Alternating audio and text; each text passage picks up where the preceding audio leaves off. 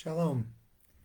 I'm Rabbi Nathan Davidovich, speaking to you on behalf of yeshiva.org, speaking to you from Efrat, Israel. I'm going to be talking about this week's Torah reading, at least one part of it, and that is the Torah reading is Parsha Tavoh. In this particular Torah reading, among many other things, Hashem sets forth the Tochacha. Tochacha is a list of horrible curses, warning the Jewish people as to what will befall them if we do not follow the commandments. Following the enumeration of all of these curses, the Torah says as follows. He says, these things happened Tachas asher lo vadatos Hashem Elokecha b'simcha uvetov levav merov kol. These things happened because you didn't serve God with joy and gladness in the abundance that God gives to us.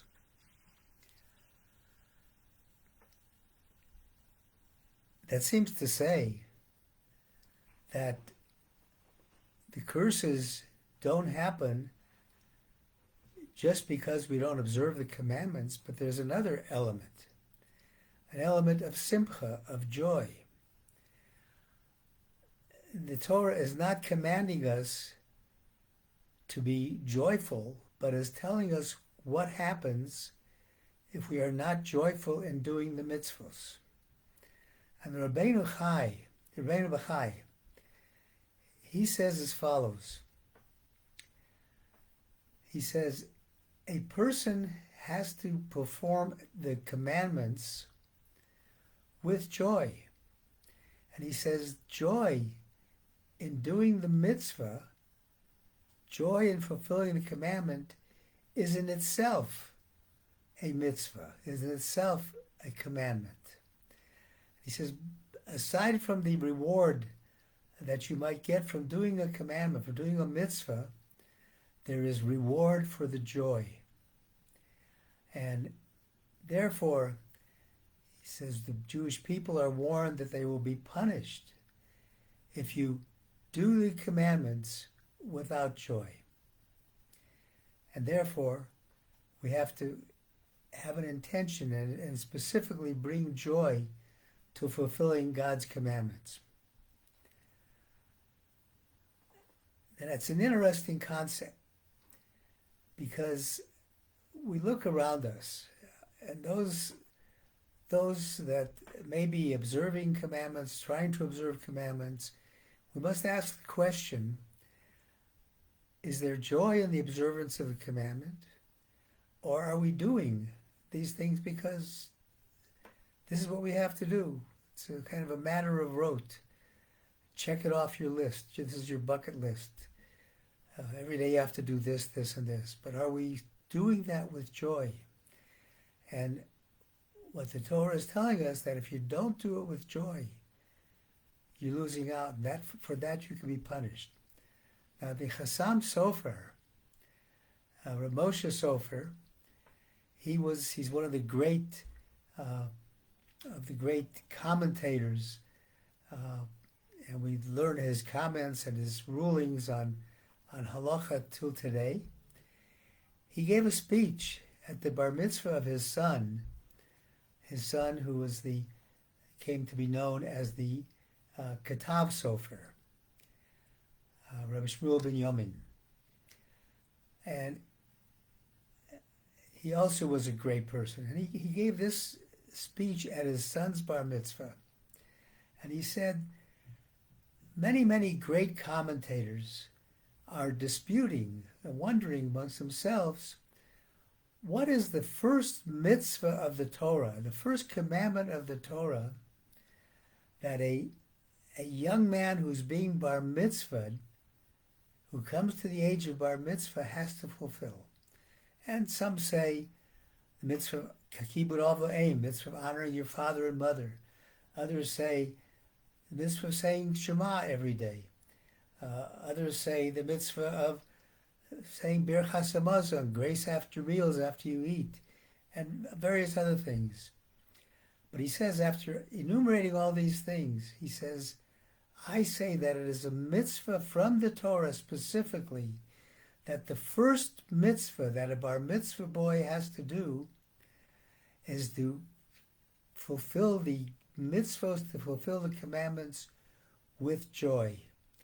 And he proves this by what it says in this week's Parsha, Tachas asher levadros Hashem Elokecha b'simcha v'tov leiv merov kol, because these things happen to you if you didn't observe the Torah with great joy.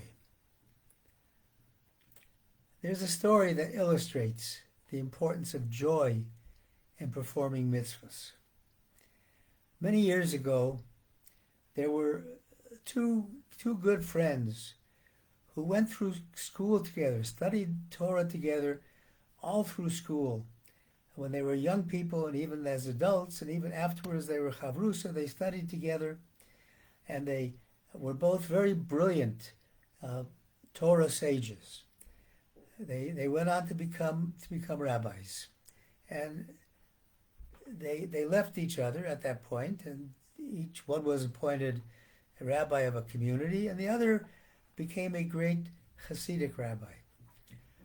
The one who became the great Hasidic rabbi had a great following, and he was well known throughout the country, whereas his contemporary, the one who became a rabbi of a community, he was not well known.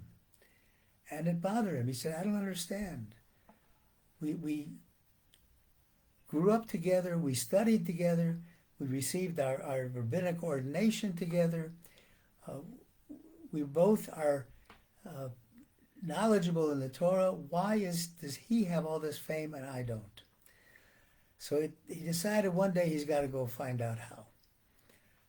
So in those days, a rabbi of a community wasn't paid much money and had to have a side profession to be able to feed his family.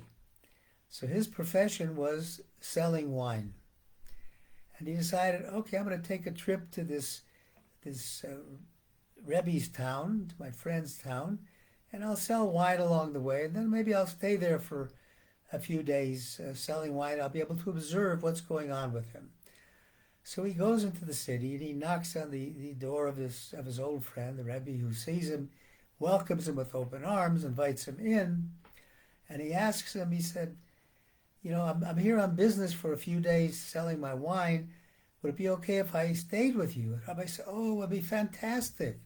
The mitzvah of Hachnosas Orchim, welcoming the guests, great mitzvah. Please stay with me. So he brought him in the house. He gave him a place to sleep and a place to eat. And meantime, he was watching the Rebbe for everything he did. Watched all of the things he did, and he was perplexed, more perplexed than before. Because what did he see? He saw that this Rebbe was doing the same things that he was doing. They were praying to God with the same fervor.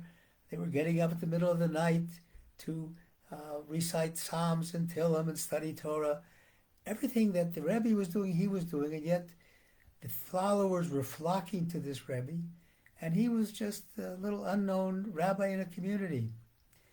And finally he had to ask the Rebbe, he says, I don't understand. He told him what his dilemma was. He says, we do the same things. I observed you, yet you have all this fame. Everybody's coming to you. So the Rebbe says, let me ask you a question. What was the happiest moment of your life that you can recall? And he thinks for a minute, and the rabbi says to him, the happiest moment was one day I bought a very large consignment of wine to sell, and the very next day, the treasurer of our country raised the price of wine so that I made a tremendous profit. I became a rich man by this increase, and that was my happiest day of my life. So the Rebbe says, you know what makes me happy? When I put on tefillin in the morning. I'm so happy that God has given me the opportunity to do another commandment. When I pray in the morning, I'm so happy that God has given me a mouth and the ability to pray. That is what happiness is. And that's the key as to what the Torah is telling us. The key to happiness is doing the mitzvahs with happiness, not as a matter of rote, but doing a mitzvah and being thankful that God gives you the ability to fulfill the commandment and doing it with great joy. But that joy then will translate to joy in your entire life and make your life different. Thank you very much for listening. On behalf of the webyeshiva.org, I wish everybody a wonderful Shabbat.